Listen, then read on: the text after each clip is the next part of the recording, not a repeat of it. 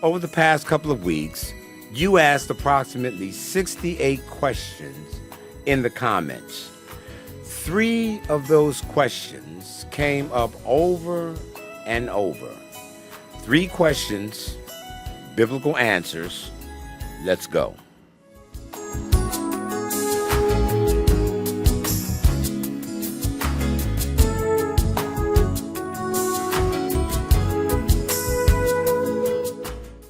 Question number 1, how do I know if I'm Ephraim or Judah? This is the question that Stacy asked and John needed clarification about. You see, you're not alone in this confusion, and here is why it matters. In Genesis chapter 48, verse 19, Jacob prophesied that Ephraim would become a multitude of nations, not just one nation. That's the key to understanding the scattering. In Hosea chapter 1 and verse 10, it says, "In the place where it was said to them, 'You are not my people,' there it shall be said to them, 'You are the sons of the living God.'" You see, Judah preserved their identity. Ephraim, on the other hand, was scattered and lost their identity among the nations. That's why you don't know your lineage. You see, it was prophesied. Now, let me say this. The scattering wasn't punishment, it was positioning. And you'll understand as we get into the 2 houses of Israel next week. If you're a Christian drawn to Torah or the instruction of Scripture, the Sabbath, and the feast, you're likely experiencing the Ephraim Awakening. If you are of the lineage of Judah, well, you're from the house of Judah. Judah consisted of basically 2 tribes, the tribe of Judah, the tribe of Benjamin, and keep in mind that the tribe of Levi remained with the house of Judah. So we have the 10 tribes in the north making up the house of Israel. We have the 2 tribes and Levi in the south making up the house of Judah. This is who is commonly referred to in the New Testament scriptures as the Jews. It's not talking about the Jewish people of today or the Israeli people of today. Those are the Ashkenazi Jews. They have no connection to biblical Israel. They are European converts. I just want to make that distinction. But the awakening itself is often the sign for Judah. It's the awakening to their actual identity, and this is what's happening among many who are embracing different aspects of the Hebrew Israelite awakening. And we're going to deal more with that in our series on the 2 houses, because there is some confusion that's coming in from some of the camps claiming to be Hebrew Israelites, but we'll cover that. So part of this awakening deals with the stirring. So that answers to that hunger that you feel. That's not random. It's a prophetic calling that is taking place in your life. Jeremiah 31:9 says that Ephraim is my firstborn. This is Yah. Ephraim is my firstborn. You're being drawn back to covenant faithfulness. Now, in part 1 of the 2 houses of Israel revealed, I'm going to give you 5 biblical proofs of this identity. This is just the foundation. So if this 4-minute answer raised more questions for you, that's good. That's what part 1 is going to be for. Question number 2, the feast and Sabbath observance. Should I keep Sabbath and feast days now that I'm awakened? Fishbowl 8496 says, I've been called to the feast days, called to be set apart. 68 people liked that comment. B Diaspora 8144 says, I have been called to keep the Sabbath. Approximately 30 people like that comment. Living the Torah Life 7718 said, I am loving the feast days and the Sabbath. Around 19 people liked that comment. This isn't legalism. This is the Spirit drawing you to obedience.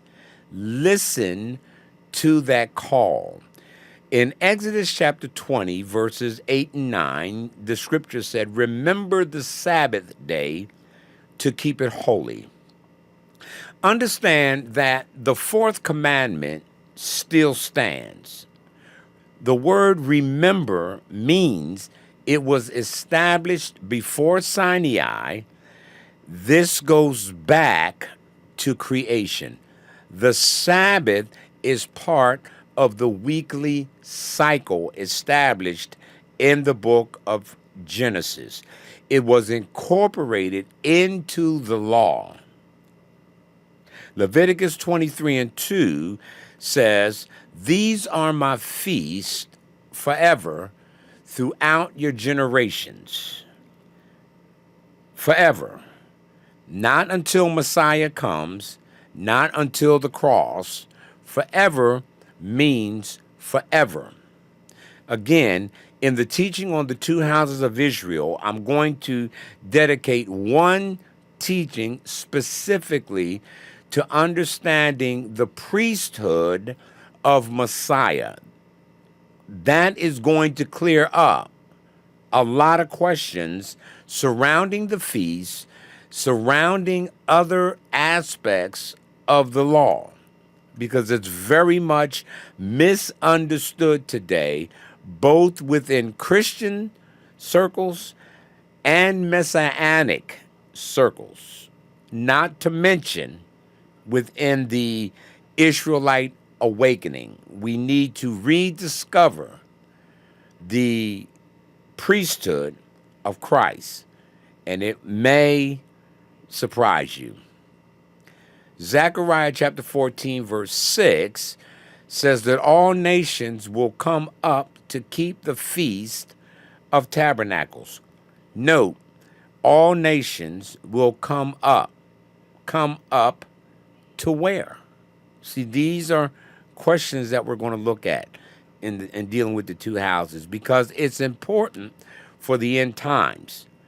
That is end time prophecy. It's not just referring to Jews or to the house of Judah or to the house of Israel. It says nations will keep the Feast of Tabernacles. That includes you. Now, let me give you some practical guidance on this. Start where you are. Don't do like so many people do, and they just plunge in and they try to understand everything in the first week of their awakening. Take the time to allow Yah to open up the text to you. Start where you are.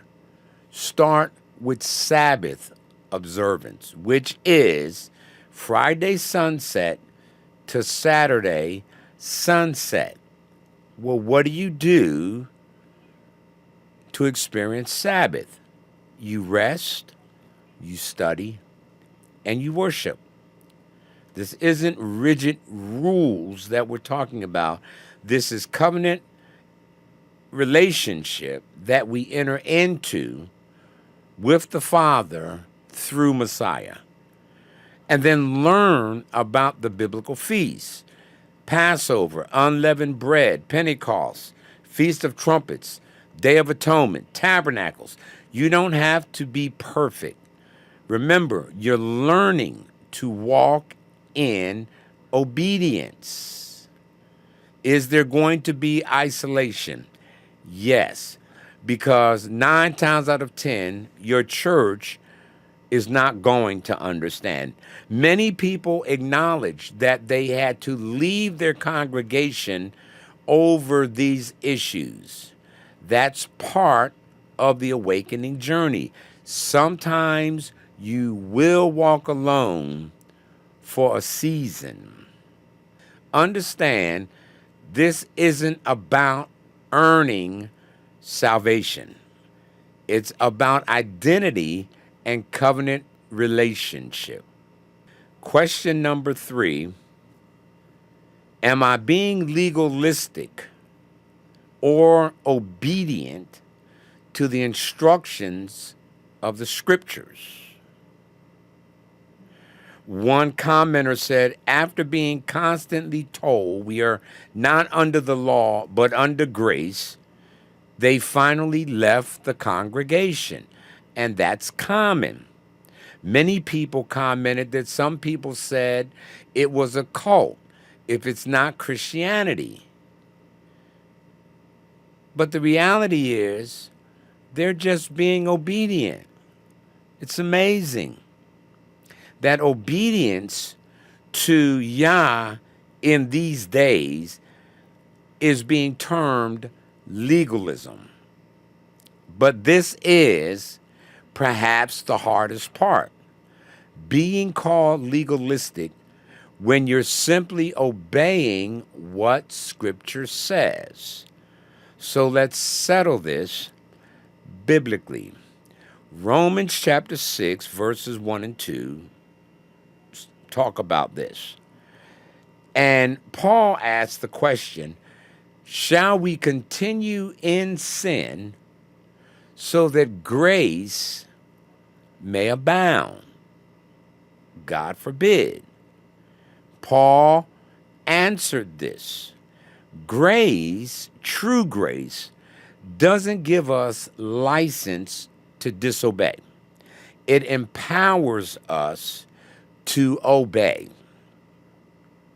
1 John chapter 2, verses 3 and 4, John says, we know that we know him if we keep his commandments.